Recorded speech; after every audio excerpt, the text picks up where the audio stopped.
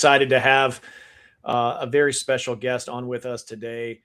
Dr. Jitendra Goyal has come into the Sound HSA studio, and we're going to talk about a lot of things as we think through health innovation today. And one of them at the forefront of that is direct primary care, which Dr. Goyal has spent a tremendous amount of time in his clinical career.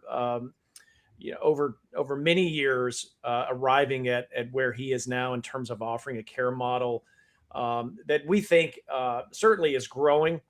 We can kind of talk about maybe some of those statistics and trends, but relative to Sound HSA and really any HSA, we're obviously biased with Sound, but we think there's an opportunity to craft together and think about new health models for the individual and for businesses as they think about offering health benefit packages to their employers. So, Dr. Goyle, thank you for joining us. So great to see you.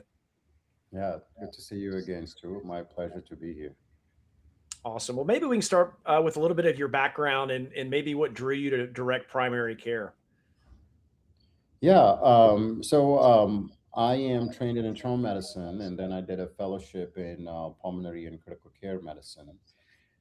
So 3 years and 3 years.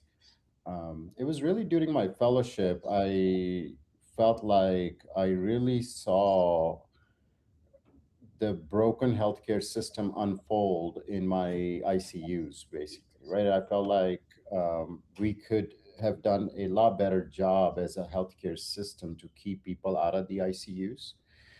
Um, and more our ICUs were becoming, I felt like hospice units where we were trying to constantly have conversations around end of life care. And, to me, it was shocking that in some cases, I, as the ICU doctor, was the first one to bring that topic up to a patient who was, terminally ill or really sick otherwise. And I felt like we were doing a lot of futile care in those ICUs. So just didn't see myself working in that environment, for several years. And I felt like something has to change. And really, I felt like our primary care system has to be functional again. It has to be relevant again, both from patients who go to primary care doctors' offices and our primary care clinicians who I felt like were leaving the system in masses because they were just so frustrated with lack of time or lack of control over their schedules. Um, so yeah, I was like, if I'm to spend next 30 years of my life in healthcare, let's build something that makes sense that we can be proud of leaving behind for our own families. No, well said. And so you've stood up First Primary Care, which is a growing medical practice in the DPC realm. Maybe a little bit about what differentiates First Primary Care. You talked a little bit about the vision, but maybe a little more about that, and really who do you serve primarily? Because you're across many states, right? This is not just a practice based in Texas, which I think you is where the was where the group is based. But you're now, because of telehealth, you can be everywhere. Correct. Isn't that correct? That is correct.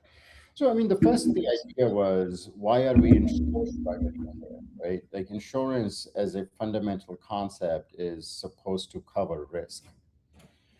Primary care is not a risk, right? Like going to a doctor, getting your annual wellness, or knowing where you stand from heart disease standpoint or metabolic disease standpoint, cancer standpoint. Knowing all that is not risk. That is general preventative medicine, and we should not be covering it under insurance in the first place, right? Like, we don't use our car insurance to pay for oil changes or flat tires, right? Like, we use car insurance just in case we get into a big car wreck. And, there is not an insurance product we buy and hope to use. So why do we forget that in health insurance? So designing primary care on a membership based system made way more sense because it took insurance out of primary care, streamlined billing and collection, and it aligns the incentives of the care teams on the side of the patients. Because now, healthier we keep people, less of our time and resources they need or they use. So we are motivated to keep them healthy, educate them on how to keep themselves healthy, and reach out to us sooner when they do experience, sickness or concerns regarding their health. And then our goal is to get them back healthy. There is no other perverse incentive in the model. I don't get paid more by giving you 5 6 diagnosis codes, or majority of the care we are able to do now is virtual. Once I know you, it's so easy to connect with you via phone call, video call, text messages, and we get straight to the point because we already have a relationship, right? So primary care from clinician standpoint became a lot more enjoyable, and we could really use the knowledge and the skills we had learned over years and years of training to really make patients' life healthier and better, and then use insurance for anything, big, bad, ugly, and unpredictable, basically. So that was our model we started 10 years ago in Houston. We were first going to individuals who were frustrated with the healthcare system. We had a lot of 1099s who were getting crushed by rising premiums, gravitate to our model. But we have now developed a self-funded health plan. We call it WOOP Care, waived out-of-pocket care. And our self-funded health plan embeds the DPC model at the core of it. And most of our growth in the last 3 years or so has come from taking our self-funded plan, DPC centric self-funded plan, to employers, 50 employees or above, all the way up to 5,000 employees. So that's where our growth has come. And as you know, there is hardly an employer who has employees in one geographical area now, right? We all are all over the place. And so we had to adapt accordingly. So we have a virtual team that is licensed in majority of the states. And we are able to spend actually more time with our patients virtually than their, doctors do locally with them. We still work with the local doctors where we don't have physical brick and mortar locations, but still we remain the quarterback for for our patients who are on our health plan. Yeah, as a DPC customer myself, I know the value of this model in terms of what it's done, at least for my health experience. But maybe for the viewers, the listeners, what the membership and subscription model at Direct or at First Primary Care actually includes. What's the monthly fee? What's involved? Because a lot of people think they can't access this level of care, Dr. Goyle. Yeah, yeah. Um, so I think pricing model does vary, from practice to practice, and that is one, part of it I like, because doctors are now able to set their own price, right? As compared to the insurance world, whereas the pricing is set by a CPT code, right? Which is, I believe, the wrong way of doing it. So pricing varies. We charge a flat monthly fee of $125 per month for unlimited access to your own care team. The care team has a capped panel, so you don't go above that number, and your goal is to develop, trust relationships with your panel, and be there as their advocate, as their counsel, as their primary care physician, quarterback of their health, to guide them to stay healthy.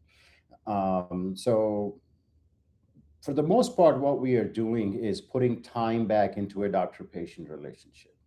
I tell folks often that one of the biggest catastrophes in health is sending, folks to train for 7 to 10 years, and then telling them you only have 15 minutes to solve people's problems. Like, let the person who went to school determine how much time they need to solve a person's problem, not an administrator, basically, who is motivated by more volume and not the quality. Um, so in our model, time goes back into the doctor-patient relationship, which is what allows the whole relationship to flourish and get patients to be preventive first, proactive about managing their health and the conditions they have. Our model does include basic lab work at no cost 4 times a year. And then we also give our members access to about 1,000 generic medications at no cost, delivered to people's homes. So that is all combined under one flat fee. No additional cost, no copays. It just streamlines care on our end. I don't have to worry about again billing and collections, and patients don't have to worry about costs in addition to that when they need to reach out to us. $125 for an individual, is, again, you've got to do the math on some of this. I think we've grown up in this system, most of us, that we've been disassociated as what we call the patient customer, which should be the patient customer, and the end provider or experience, thinking we can't afford healthcare. That's why we need insurance. Back to some of your earlier comments. And we've got all these intermediaries that have kind of now been littered and populated in the continuum. And really, when you distill it down, it is very affordable and you can have high quality care. One of the things I was amazed when I first did a DPC visit was the physician spent an hour and a half with me Mm. and doing a thorough kind of an intake, but he just really wanted to know about lifestyle and family and prior health. And, it was just, in addition to the physical exam and the physicals and the blood work, it was just really getting to know who I was, Yeah, which I just thought was amazing. yeah, Just absolutely what it should be. yeah. No, I mean, I think we get that comment very often, even when, I'm connecting with folks virtually all over the country, that you have spent more time with me on this call than I have spent with any doctor in person over the last several years, basically. Um, so yeah, you're absolutely right. It's magical when you put time back into the doctor-patient relationship. Well, everybody's quality of life improves, right? The providers and the patients, right? And And the that's it. patient, yes, Yeah, yes. for sure. And I So, think Doc, that, sorry, Judd, go ahead, go please. go ahead, Dr. Goral. Continue. I was just going to add that I think the big sort of what DPC physicians, clinicians who are doing this are doing is also bringing transparency back into healthcare, right? And I think that's a big deal because nobody knows what care costs anymore. And I think unless there is transparency and conversation about actual cost of care, we are not going to solve the healthcare crisis we are in. And I think DPC doctors are spearheading that transparency movement as well. Yeah. One more, John, before you get going, one other question. So, for example, like an MRI, right? Mm. Someone visits with you or one of your providers, and they need an MRI. Obviously, that's beyond the scope of the DPC membership. How do you guide those individuals to find maybe? I don't know. We're going to get into high deductible health plans and so forth further in the conversation. But how would you guide someone? Are there, do you have contracts where you've negotiated or can help guide that person if they're needing a more extensive scan or test? Yeah. No, excellent question. So first of all, we find out what do you have as catastrophic coverage? Do you have anything in addition to direct primary care, right? So if you have a high deductible health plan, we can try running it through your high deductible health plan and see what that MRI costs. But typically, insurance costs are way overpriced than, let's say, a cash pay price for the MRI. So our preference is to generally buy care on a cash pay basis. When we first started in Houston, Stu, we went to imaging centers and said, "Hey, can you give us your cash pay price?" And they gave us a whole list, right? Like ultrasound, CTs, MRIs, X-rays, and it's like a full menu basically, right? And an MRI used to be about $450, a simple MRI, non-contrast. But then we would take that list and go to another imaging place, and they will beat that price. And now we have 8 different imaging companies, at least in Houston, competing for our business. and they compete on quality and price. We send our members to where we get high quality service, quick appointments. I can call the radiologist if I need to, and we get a good price, right? So because we started talking about price, quality and actual price, or value, became actually a conversation. In the insurance world, when you don't know what it's going to cost, there was no way to have the value conversation, basically. And so oftentimes in our world, members choose to pay cash for these exams. We have several imaging places we can go through. Again, we constantly pick the top two, three high quality ones with good price. And we don't really have to negotiate. We just have to ask what the price is, right? And we move forward, basically. People who have high deductible health plans that are combined with an HSA obviously can pay using the HSA dollars directly to the imaging place, and we move on, basically. No prior authorizations and stuff required typically, that insurance companies make us go through as well. Sorry, John, you want to say something? Yeah, and, yeah, I think everything you've shared, Dr. Goyle, is really, really informative. And I think for folks on the call who have dug into healthcare at all, they might realize, yeah, the huge pain point and issue is around not having transparent pricing in Mhm. healthcare, and how important that is just to even ask for the price. And I think direct primary care, as you mentioned, is really an amazing tool for an individual, because now you you as a DPC customer, you are the customer patient in that relationship building with the doctor. You know what that monthly fee is going to be, and getting valuable care. And so I'm curious now too, and you started mentioning on the HSA, and obviously we're biased here from Sound HSA, but we know that, and there's even a lot of HSA education that needs to happen for direct primary care doctors. We were at the HINT Summit earlier this year, and there was a lot around there. And with the new Big Beautiful Bill legislation, right, up to $150 per month for individuals can be eligible for direct primary care. So Yeah. maybe you can speak a little bit to the benefit of pairing that HSA now with, you still need the high deductible health plan, but with direct primary care, and some of the advantages that can give to an individual or family looking to ultimately take responsibility for their health, right? Not have a third party that's responsible for them, but to say, no, this is what I need to do to really take control of my health. Correct. So I'm a big fan of health savings accounts, right? Like, I think they need to be a little bit more deregulated. We have obviously taken a step in the right direction by allowing HSAs or HSA dollars to be used for purchasing DPC. But I think it would be even more beneficial for everyone if we can decouple HSAs from a high deductible health plan, right? Like if Mm-hmm. I want to use or open a HSA and start putting money into that HSA for future use to cover my healthcare expenses, I should be allowed to, without having the stipulation of combining it with a high deductible health plan, right?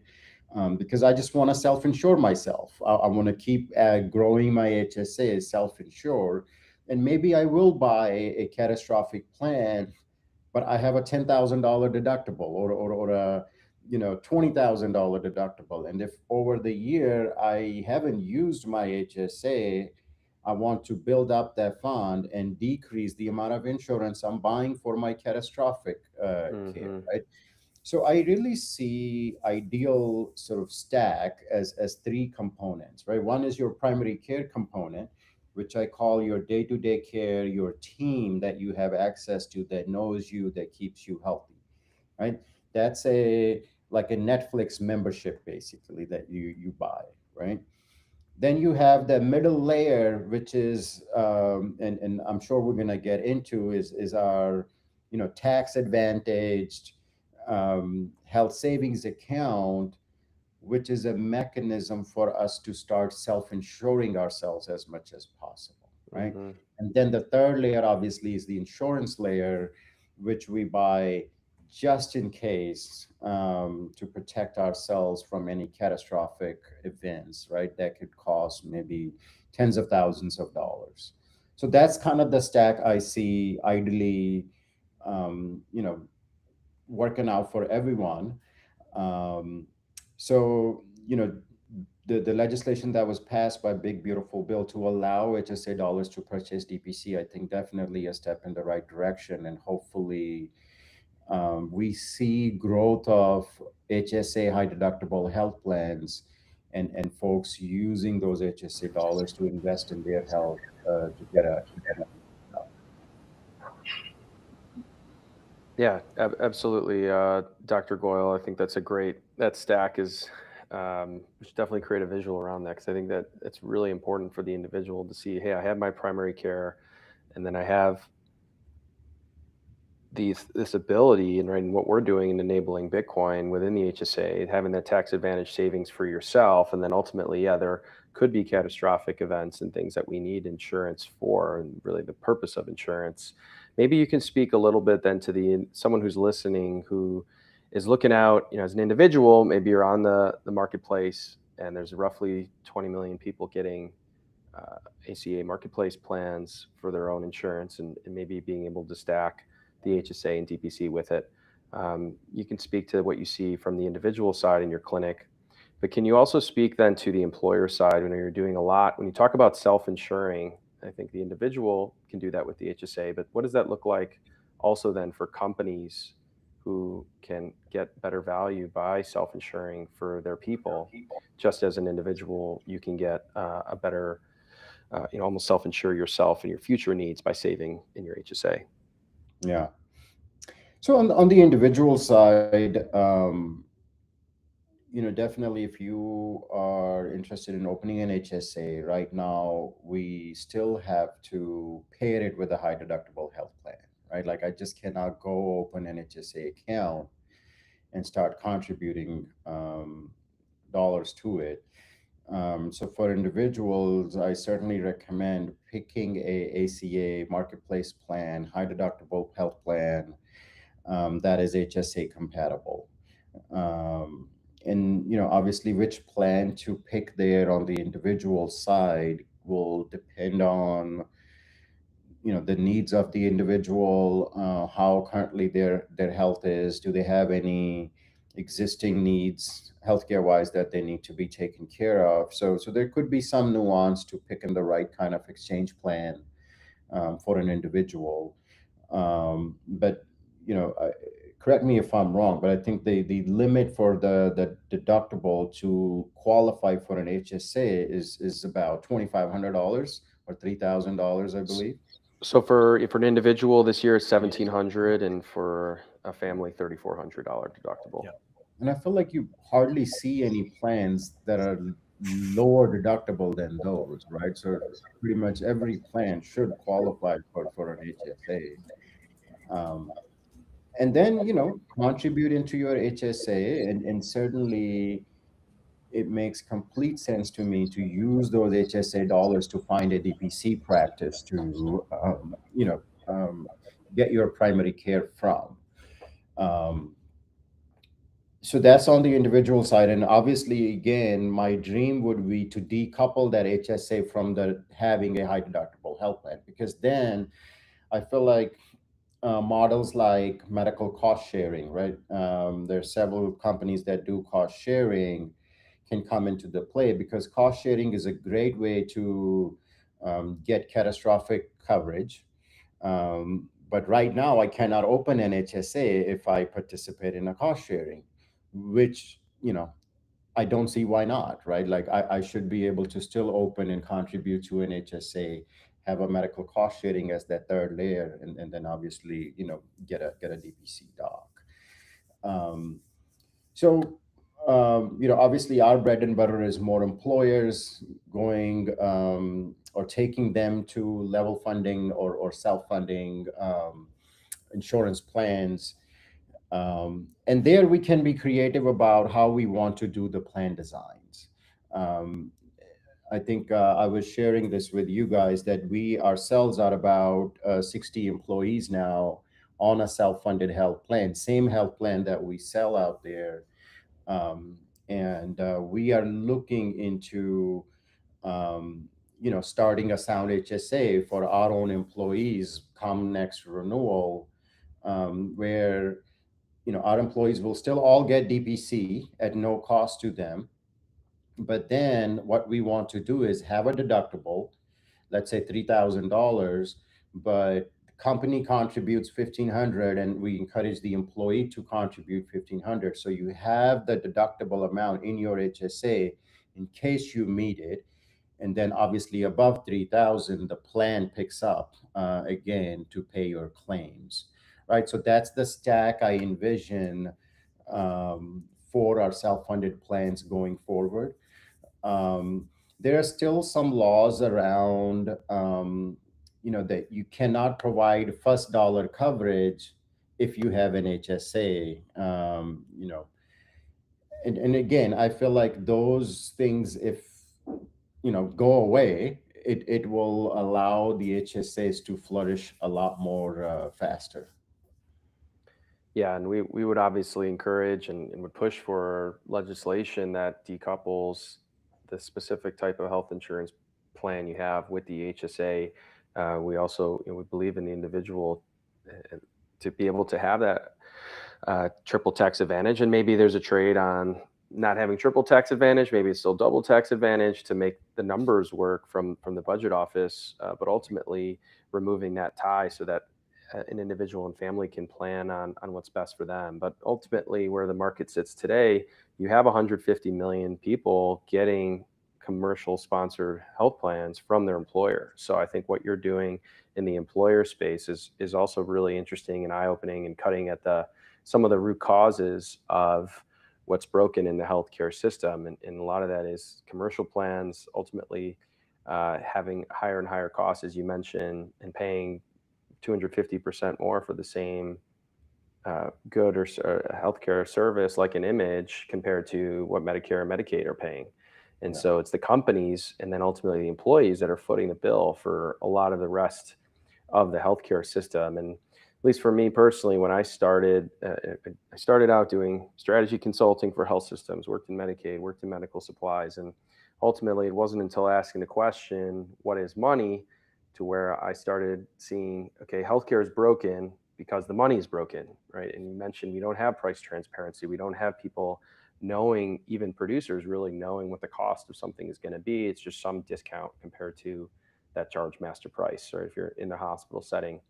And so we've obviously connected a lot over Bitcoin and understanding sound money, but would love to hear your own perspective too, and how you think the money, the brokenness of our money, of fiat money, has led to some of the challenges we see in healthcare, and maybe what brought you to Bitcoin or even sound money more generally first, and how we can potentially use that here in the healthcare space with all of your expertise. Yeah. I'm relatively new to the Bitcoin world. Probably last 2 years, I have really gone into it. And my introduction to Bitcoin was the book Bitcoin Standard by Saifuddin, right? And he does a really good job of explaining the history of fiat money, and why fiat is just doomed to fail no matter how you slice or dice it. Um, and um, and that's because of the inherent problems with the fiat money of government being able to print it and devalue it, whenever they want. Um, and you know that fiat money is root cause of a lot of problems in the world, not just our healthcare inflation. I actually believe that we can achieve world peace if we fix money. And So when you start thinking about it from that standpoint, and then you start understanding the qualities, what make Bitcoin Bitcoin, you realize that properties of Bitcoin are very different from the properties of fiat money, because it's limited supply, nobody can reprint it. So the pressure is not inflationary, it's actually deflationary, right? So what you hold grows over time instead of fiat, which, you know, decays over time, basically. Um, so yeah, I mean, strong believer in the concepts behind Bitcoin, and want to do whatever we can to support the adoption of Bitcoin, as a means to do transaction or as a means to store value. Yeah, you've and hopefully the mic issue is gotten a little bit better on the feedback on my side. But Dr. Goel, you talked about some use cases for Bitcoin. One of the products that we offer is Move to Earn. It's something that your practice has used as an incentive. So earning Bitcoin for steps in someone's daily or weekly walk as they function just in their work life, to be Yeah. able to reward people for, you know, something like taking enough steps. You know, that I think the data show that, you know, 7,500 steps is kind of the early threshold towards meaningful reduction in all cause mortality based on some research. So something very simple as just consistent walking on a daily basis at that volume. Maybe speak a little bit about some thoughts there and your early experience, at least with Move to Earn. Yeah, I mean, when I first heard from you guys, I you know, immediately liked it, and you know, again, it was a way for us to show our employees, you know, what we stand for, what we want our culture to be, right? We want it to be a culture of health, right? And we are a medical practice, and if we don't live what we preach, you know, what are we doing? So this was a, you know, a little fun way of creating a group activity amongst our employees, to earn sats or Bitcoin when they complete 50,000 steps on a weekly basis. And, you know, now I see people tracking their steps and they'll be like, oh, I got 2 more days to do these many steps. So it's definitely leading to people walking more. Um, and yeah, we used the Sound HSA app to track all that and to create a, you know, FBC group where we can see all the members completing their weekly challenge and getting rewarded with I believe 10,000 sats on a weekly basis. We're given as a reward. um, so that was one aspect of it, right? Just promoting health and creating a culture of health. But second aspect to it was um, giving people exposure to Bitcoin. Because again, most people have not taken the time to fully understand it. They have heard about it, but they don't really understand it. So this was again one way to bring people closer to what Bitcoin truly is. Um, so yeah, I think you know, we've been doing it for almost 6 months or so. We want to continue doing it, and we are brainstorming on how this can actually be, the Move to Earn challenge can be brought into our health plans as well. Because we've had conversations with a couple of employers who are more you know, again, want a culture of health within the company. They like this kind of idea, you know, a ton. And it doesn't have to be just steps, right? What we want to do is maybe reward people with sats if they complete certain, like onboarding with our clinic, right? When you are on our plan, we want to know what your health is today so we can make it better, you know, 1 month from now. But we can't do that until you complete your onboarding with us. So we have talked to employers about, you know, if you complete certain onboarding steps, you get rewarded with sats, basically. So we hope to build on kind of the Move to Earn challenge in other ways as well.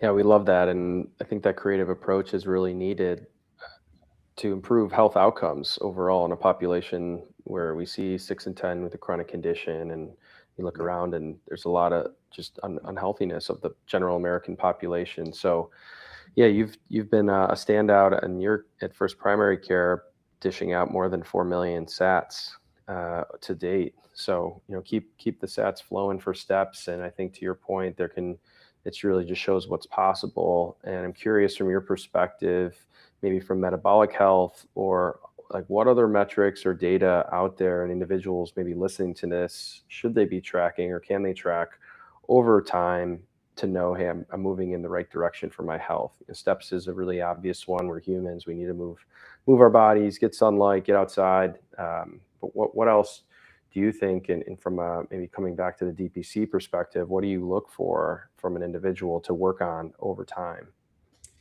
Um, I mean, there's a lot to it, right? But to sort of summarize it, we generally I share, and I've stolen this from Dr. Peter Attia and his book called Outlive. He talks about four horsemen coming to kill us.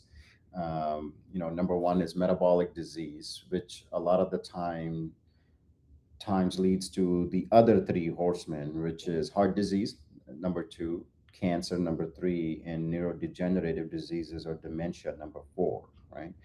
That these four are more so lifestyle diseases, and they are still the number one, like combined four killers.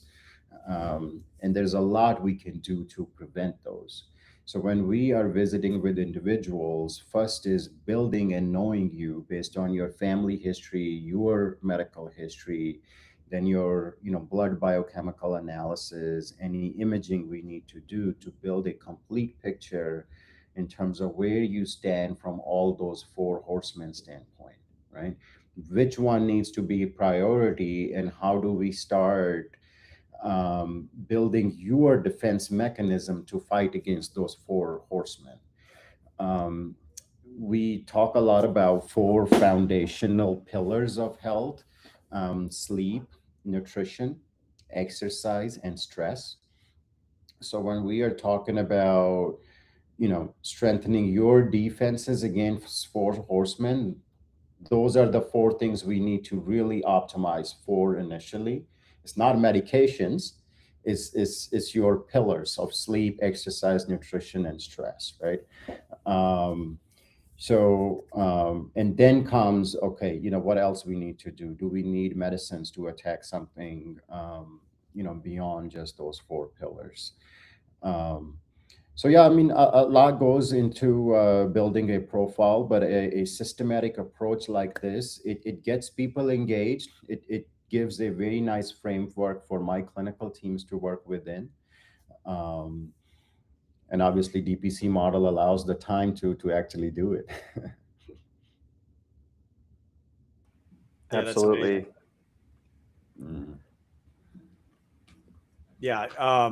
Yeah. Back to kind of the rewards and the incentive structure around for Bitcoin, this intersection of sound money and sound health. So much is there in terms of overlap. And one of the things John and I got excited about, the move to earn piece as an incentive structure.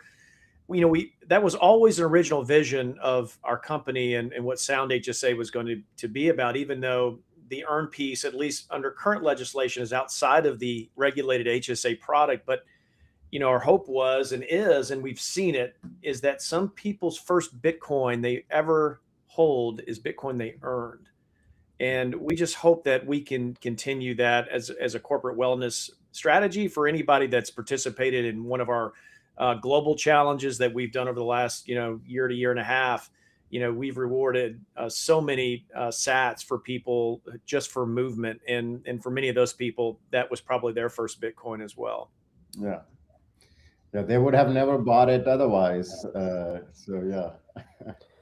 Yeah, and then in our HSA experience, now we're putting real Bitcoin for individuals in multi-institutional, multi-signature custody with our partners, Horizon Trust and Unchained and Gannett Trust. And where we're moving towards, and where we think it really gets even more interesting when we talk about value for value connections in healthcare, and where there are middlemen taking cuts of every transaction, right? 6 to 10% of every healthcare transaction goes to a middleman, EMR, billing. You have a quarter of the $5+ trillion a year in spend is administrative, and half of that's waste. And we're gearing up to now be able to distribute in kind in Bitcoin and pay for goods and services in kind. And we think that direct primary care, DPC, and for clinics that are accepting Bitcoin, that can really complete that loop now of using Bitcoin for a long-term savings vehicle. But then ultimately, as we shift more into using it, and with our limited time here, but using as a medium of exchange to then benefit you as a practice. So we know you are accepting Bitcoin now via Zapright. Maybe you can speak a little bit to that decision. And we know that, at least to start, the number of people looking to pay in Bitcoin for DPC might be limited. We believe we're coming with a cohort of individuals who will want to do that. But then ultimately integrating even more into the tools you're using today to make it seamless for your staff and in clinics across the country to be able to integrate Bitcoin. But maybe you can speak to that a little bit and where you think we can head with it. Yeah, I think, once you start understanding Bitcoin and realize, why it's sound money, I think it becomes a no-brainer to say, yes, I will accept Bitcoin. I would love to take more and more transactions in Bitcoin and move away from fiat. Obviously, as consumers, the knowledge gap is still there, and I think our markets still have to mature to really sort of see that vision come true.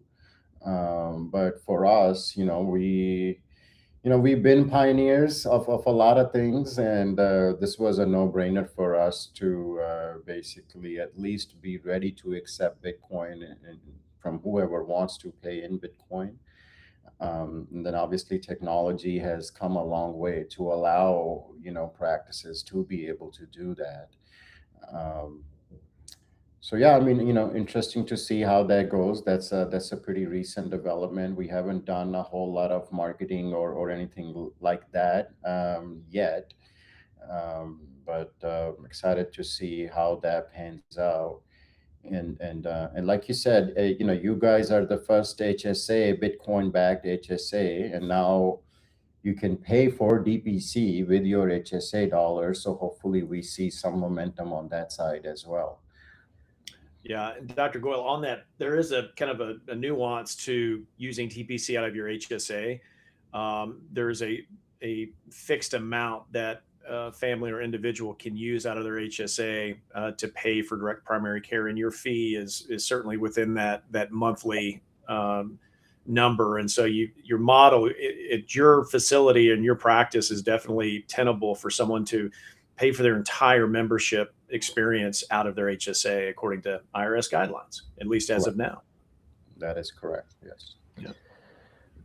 And what would you say to maybe other DPC docs out there, your colleagues? We've interacted at several with several of them, whether at Health Rosetta or Hint Health or others that we see really trying, advancing healthcare, and from a values perspective are very aligned with our message as well of really creating that patient-doctor relationship, cutting out middlemen, ultimately moving towards that individual proof of work, but maybe haven't gotten there yet in terms of Bitcoin. What would you say to those docs out there?